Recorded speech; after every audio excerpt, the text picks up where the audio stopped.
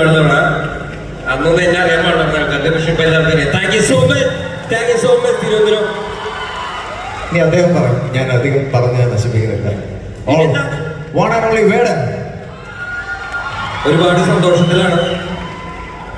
നേരത്തെ പറഞ്ഞ പോലെ ആദ്യമായിട്ടാണ് ഒരു സംസ്ഥാന അവാർഡ് ഒരു ഇൻഡിപെൻഡന്റ് ആർട്ടിസ്റ്റിന് കിട്ടുന്നത്. Like I M so GLAAD.